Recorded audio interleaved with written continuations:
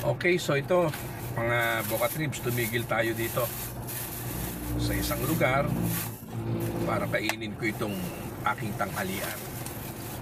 Ito yung sinasabi natin, hindi alam ng ating pamilya kung anong discarding ating ginagawa pagdating sa ating hanap buhay. O yan, nakadalensya tayo ng tanghalian. So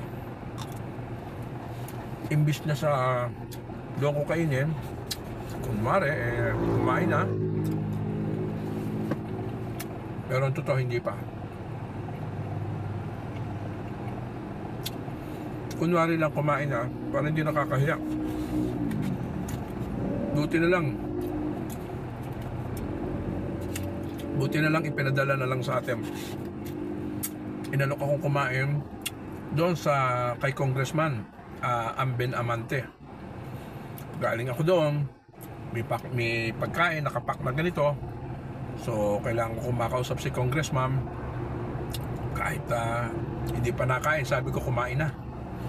Buti na lamang sabi ng isang tao niya "Sir, balutin nyo na lang ito at may merienda mamaya." Sabi ko naman, o siya, sige, may ginangat para may merienda ako mamaya. Pero ang totoo, hindi pa ako nagtatanghalian. Kaya ito, ngayon pa lang ako nagtatanghalian. Anong oras na?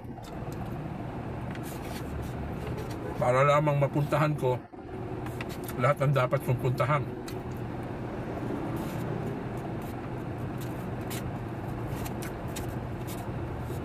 Pero ang alam ng ating mga anak, alam ng ating pamilya, ang sarap ng dinadanas natin sa ating ginagawang hanap buhay, Ang hindi nila alam, puro diskarte din.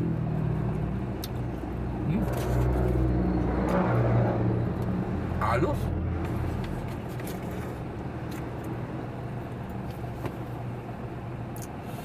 mamaya naman, baka sakali may magpakain ulit.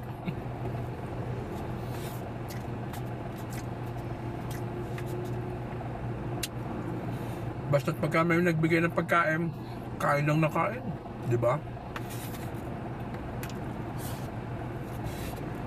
Sarap ng luto ng aminudo.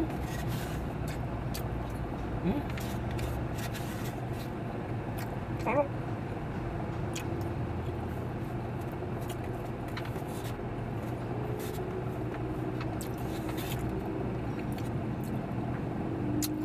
Sa totoo lang, gusto kong timpla ng aminudo.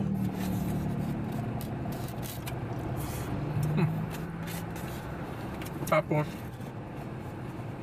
doon sa Bandaroom, doon naman ako bibili ng buko juice. Bihira na ako minom ng soft drinks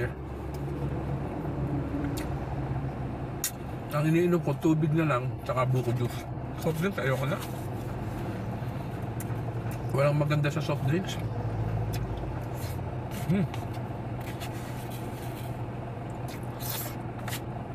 Ang sarap.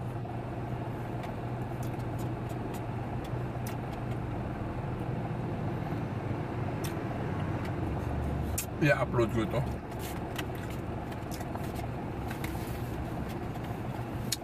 Kaya kung meron mga kabataan na makakapanood itong video ko, lagi ninyong mahalin ang inyong mga magulang. Sa totoo lang, ang inyong mga ama, ang inyong mga ina. Katulad ko, hindi alam ng aking pamilya ko nung dinadanas ko sa labas kapag ako naghahanap buhay. Ang akala lang nila, ang alam lang nila yung pag umuwi na ako, hihingi ng pera, pero hindi nila alam kung gaano kahirap ang kumita tayo ng pera, di ba?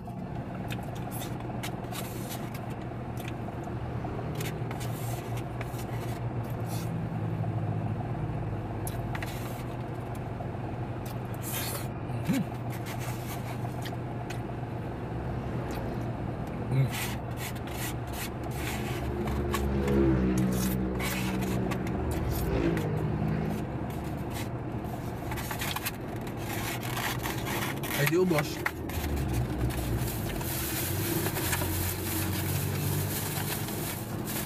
Ngayon naman,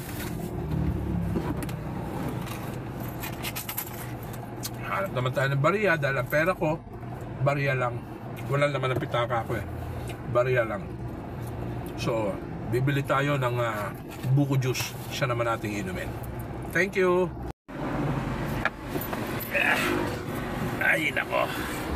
So, eto na po, mga boka tribs. Yung sinasabi po natin buko juice. Parang ang dilim ng ating camera. In a way.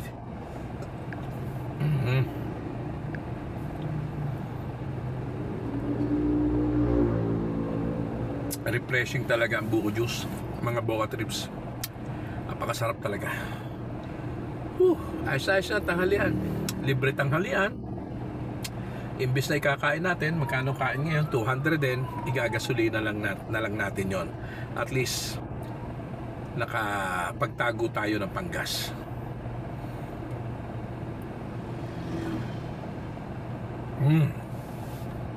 Okay. So, alright. Naka-charge na po tayo. Let's back to work.